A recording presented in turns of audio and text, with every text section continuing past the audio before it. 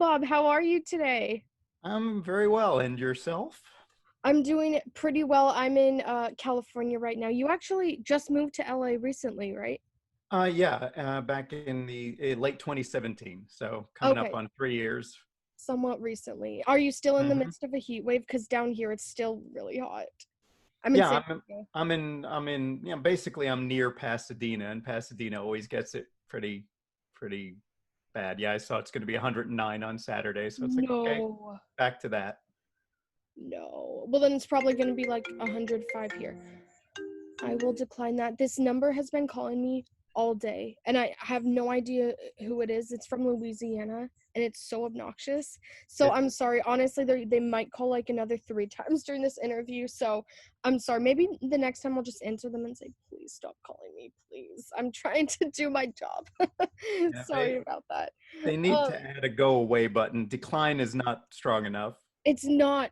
There should be a third button, like an easy option: answer, decline, or Stop calling. leave me alone, stop calling, or you'll be blocked, or just block them in general.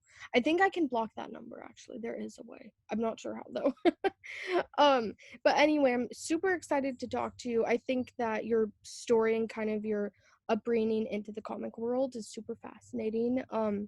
In my research, I've noticed you've kind of done it all. You've done the writing, you've done the cartoon work, the drawing, the promotion, the publishing, like everything behind the scenes. So I'm wondering, originally when you first got started, was that always your goal, or is that just kind of how it ended up going? I think that's kind of how it ends up going. I mean, when I was just getting started, I definitely wanted to try different things. I never wanted to just stay on one track because I thought that would be a little too one-dimensional and it wouldn't be challenging. I mean, one of the things about being creative is I think when you stop feeling challenged, that's when it stops being fun to do. So it's the old saying, don't get too comfortable, I think has probably been my mantra creatively. So Mm-hmm. I love I love that mantra as well. And speaking of, not getting too comfortable, your content more recently, or maybe not even more recently, but has been relatively more, I guess you could say, not scandalous. I don't know the right word. I'm blanking on the right word. More commentary on like the bad parts of the world. I don't know how to explain it, but I guess what I'm getting at is the material that you have written is definitely more graphic, more dark, especially with Dottie's Inferno. I mean, the name kind of gives it away. People can guess. So I'm wondering if it was hard to blend the worlds of comics and kind of this dark humor, because a lot of times people have a hard time seeing that those things can go hand in hand, but because of publications such as heavy metal, people see you can have both wrapped into one. oh yeah, well, I mean, if anything, to me, it's a survival tactic. The darker the world gets, the more I'll try to take that and then find the funny side of it. I mean, it's not. I don't think it's a coincidence that I first started thinking about Dottie's Inferno during the lead up to the 2016 election. Yeah, I had Mm. actually started working on them before the unthinkable happened. Oh my gosh. But weirdly, I mean, the running joke has been that hell is my happy place I because saw that at in the least I press can release. control that. Yeah, yeah. It's I really hope the unthinkable doesn't happen again in a couple months, but we'll see where that goes. But going off of that, I actually think I always say that comics provide a lot of um underlying themes of like activism, getting involved. Um there's a comic I read every Sunday. What is it called? It's in the funnies and it's so good. It's on the back page and it's always something political commentary and it's hysterical. It's mean to Donald Trump, but I mean it's fake, so Donald Trump don't come for me. But I'm wondering if you think that it's important as a comic book writer, comic book artist, to have those kind of, not necessarily subliminal, but kind of these implicit messages, like get involved, like this is what could happen in the world if we don't take a stand, that type of thing. Yeah, I mean, I think it really depends on how you're approaching things. Like for me, I don't think there's any. Well, there's nothing too overt, say in Dottie's Inferno, but I can't help but feel that the world influences what you're doing.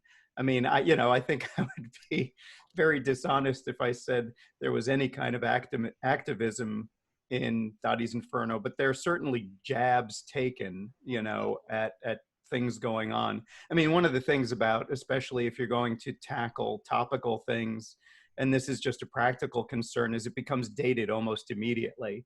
So, you don't want to, unless you're doing something like a daily comic, you don't really want to put something in that's hot button and of the moment, because by the time it comes out, that's already going to be ancient history. So, Yeah. Yeah, you probably have to think, correct me if I'm wrong, but especially with something like this, you said you've been working on since 2016, you have to think way ahead, and we don't always know the big current event that's going to happen 5 years down the line. So right, we I don't know never, what's coming a week away. So, I mean, these yeah, days, everything changes minute by minute. yeah, I never thought of it like that. And also, I think I was surprised to learn like the true process behind creating a really good comic, whether it's a book, whether it's a comic strip. It's a lot longer in duration than I assumed. So I'm wondering, for maybe people who, like me, are not as familiar with the process, do you kind of want to do like an elevator pitch, like idea to publication? What steps are in between those that people might not realize are? Yeah, well, again, I think everybody's technique and everybody's process is individual to them. Mm, So, but for me, it's always, I mean, well, usually it's the visual comes first. I'll just be sketching and think, okay, because the other thing about drawing comics is you're going to have to want to draw that character and characters for a while. So you better come up with something that's actually going to be fun to draw. So, I'll just be sketching, see, okay, that one looks like there might be something there. And as you're sketching, does their personality begin to emerge and all that kind of thing? And then once the personality emerges, what kind of scenarios would be fun to put this character into? And so it's pretty organic for me.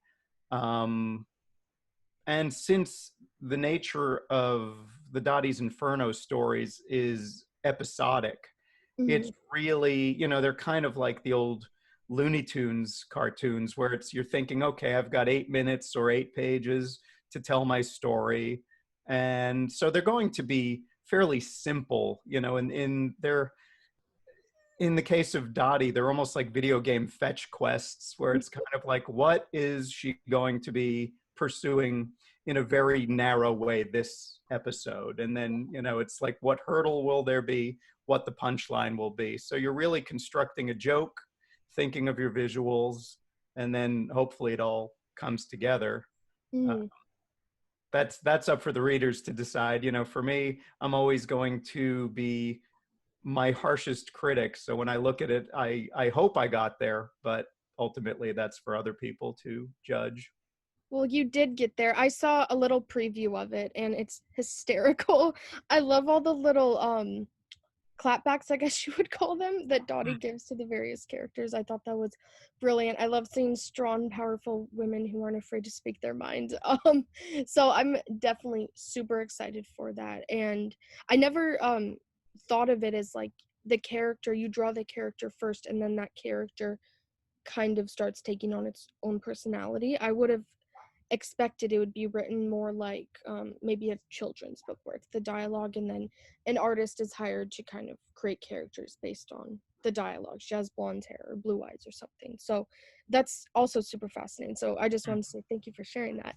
Um, and I want to ask again about Dottie's Inferno. We kind of talked about this earlier, but maybe just dive a little bit deeper into it. It is somewhat of a, it is a satire. It's a somewhat easy read in the sense that you can follow along with it. That's not to say there aren't complex characters, but the content itself, I guess, is an easy read for, most people who would be either first introduced into comics, have been a fan for a while, but I'm wondering, is there something else you want people to take away from it rather than just a good laugh? Or are you kind of just, the world needs relief right now? I'm kind of okay with people just getting a good laugh from it. I think, laughter is always a good thing, but again, the world being let's say troubled as it is at the moment, I think laughter is a good thing. You know, one of the things that I think is probably keeping some of us sane, I won't say all of us, because I think we're seeing a lot of people losing it, but, you know, is diversion. You know, there's this Mhm. sort of stigma about people retreating into escapism, but I think if the world is really kind of overpowering, it's not a bad thing to find things that bring you joy or at least distract you in a kind of positive way. So if I can be part of that, I feel like I'm doing a good service. Yeah, you are, and it is that's right. There is a stigma about like escapism, and I feel like hopefully that's starting to be broken apart because I feel like traditionally people think of escapism as like, turning to bad things like excessive drug use, excessive alcohol use, but there's obviously so many more ways, like an innocent comic. Well, I won't say the content is innocent, but reading comics itself is innocent, I guess I would say.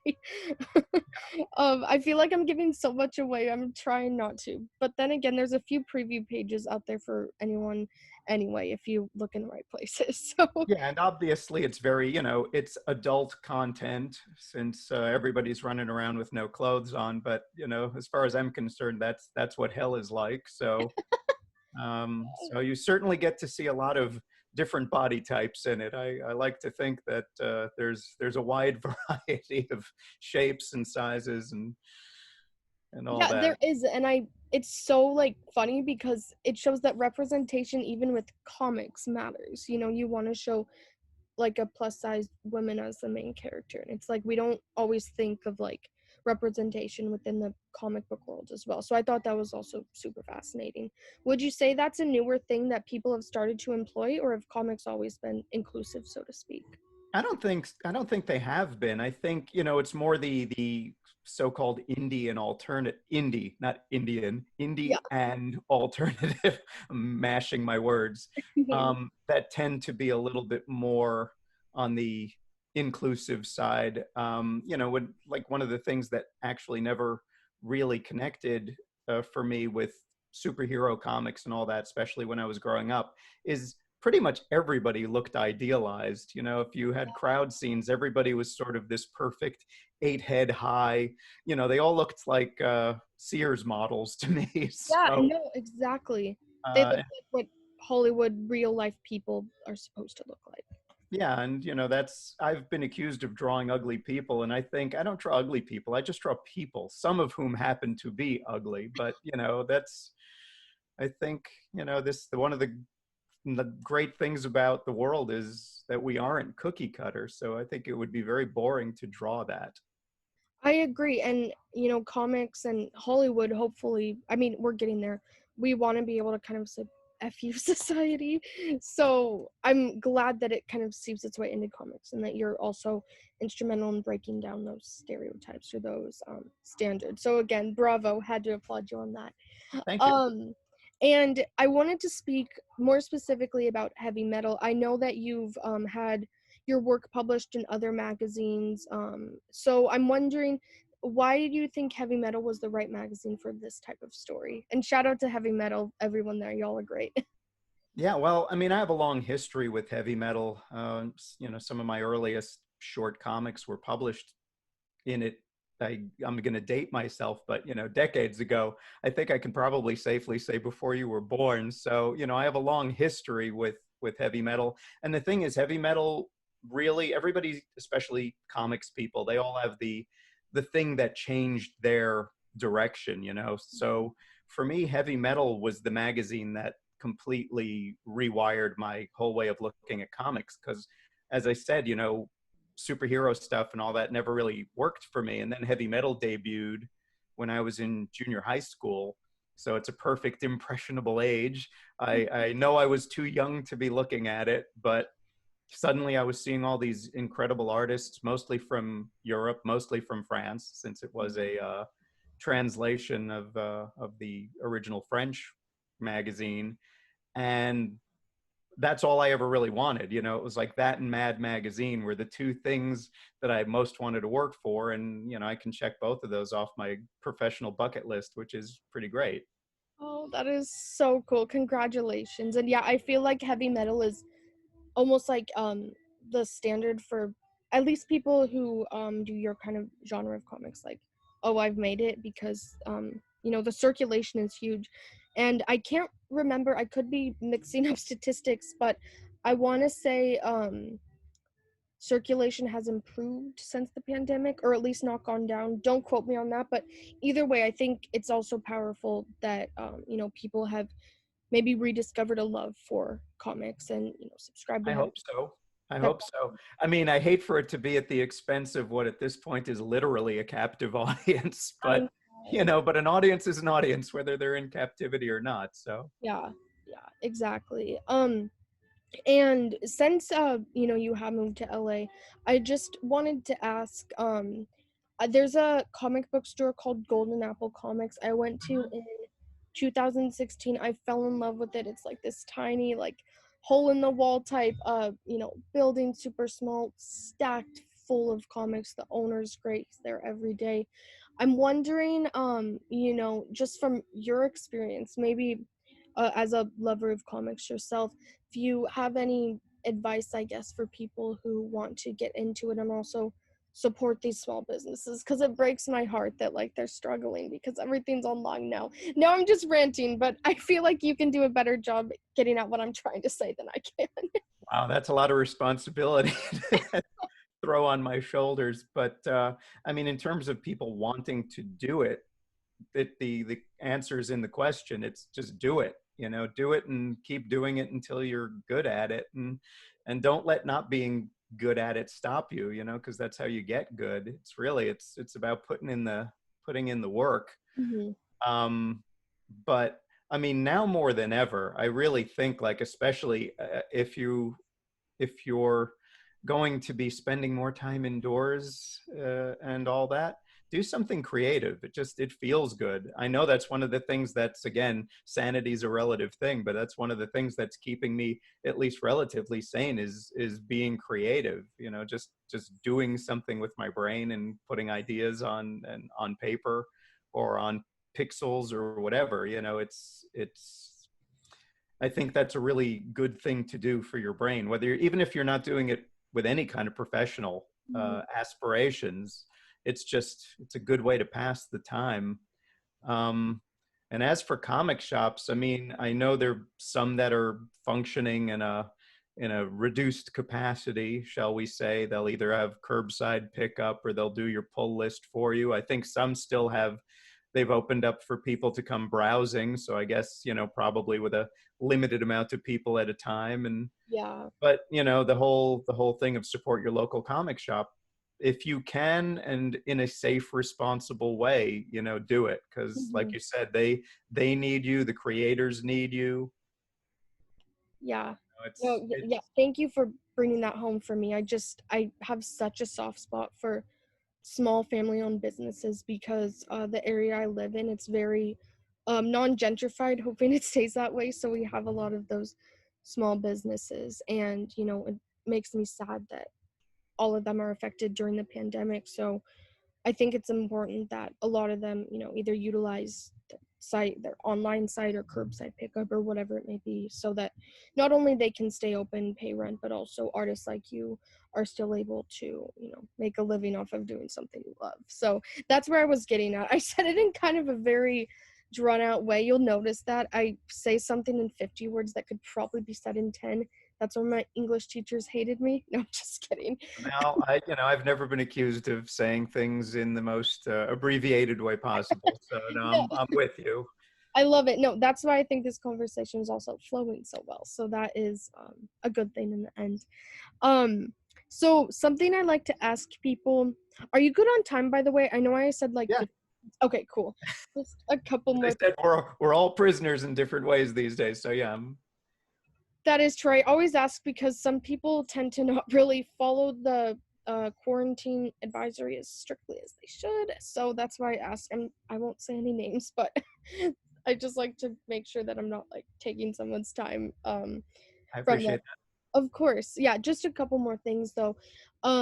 Whenever I'm interviewing someone and it's during quarantine, I like to ask if you feel a certain amount of pressure to stay creative, so to speak, produce enough artwork, produce enough drafts, because it's almost like you can't go anywhere, you might as well. And if so, how are you navigating that pressure to not experience creative burnout? Well, I mean, again, I like to be working on not too many things at a time, but usually it's a couple of things at a time. So that way, when I get a little burnt out on one, I can refocus my energies on the other.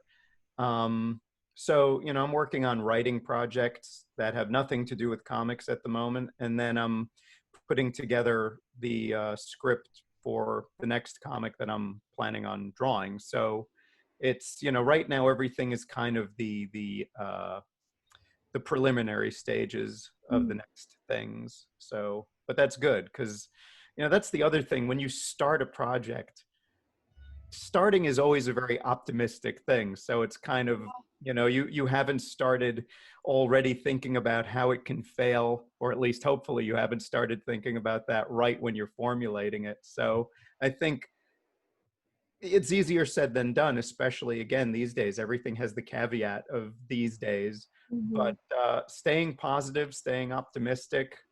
You have to think that we're all in this together, and hopefully we're all going to get through this together. And being optimistic is, I think, a huge thing. It's very easy and understandable to succumb to pessimism and depression, and those are extremely real things. And for people who are really wrestling with the lower end of the emotional spectrum, this is another time also since we're literally self-isolating, things like Zoom and so forth. If you can, even if you're not feeling creative, just do some Zoom calls with friendly faces, because you've got to keep your endorphins, and dopamine and all that at reasonable levels. Yes, I totally agree. And I love doing these Zoom interviews because I've been doing interviews for almost,